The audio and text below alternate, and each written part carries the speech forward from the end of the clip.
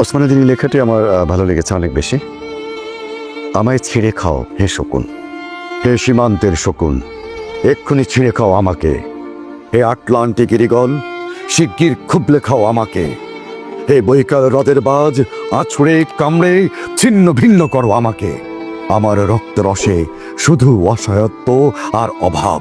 কাগজের কামলারা তারে আদর করে মুদ্রাস্ফীতি ডাকে। ঋণের চাপে নীল হয়ে যাচ্ছে আমার অনুচক্রিকা। সংসার চালাতে অন্তরে হয় ইন্টারনাল ব্লিডিং। কি আশ্চর্য, তবু আমি মরছি না। ওদিকে দোজকের ভয়ে আত্মহত্যা করবারও সাহস পাই না আমি। খোদাকে বললাম, আমি মরতে চাই। তিনি বললেন, বেঁচে আছো কে বলল? সহস্রাব্দ উন্নয়নের সাক্ষী হিসেবে রাজা তোমাকে মমি করে রেখেছেন। বাজারে দীর্ঘশ্বাস ফেললে নাকি রাজ্যের ভীষণ বদনাম হয়। রাজারও মন খারাপ হয় খুব। কোতোয়ালরা ফরমান জারি করেছে, আমাকে সারাক্ষণই হাসতে হবে, নইলে দেশি কুকুর ও বিদেশি মাগুরকে একবেলা ভালো মন্দ খাওয়ানো হবে আমার মাংস দিয়ে।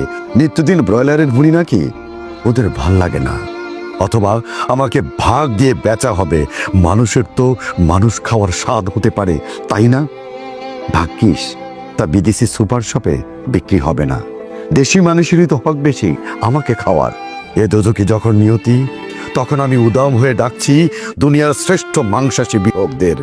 হে ঈগল, চিল ও ভয়ঙ্কর বাজেরা, হে সাম্রাজ্যবাদী সাহসী শকুনিরা, তোমরা F-35 এর মতো, MiG-29 এর মতো দল বেঁধে হামলে পড়ো আমার বুকে।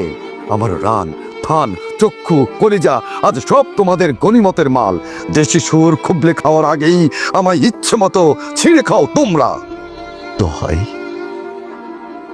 দোহাই, শুধু মস্তিষ্কটা খেও না আমার, তাহলে শীঘ্রই দাস হয়ে যাবে তোমরাও। তাহলে শীঘ্রই দাস হয়ে যাবে তোমরাও।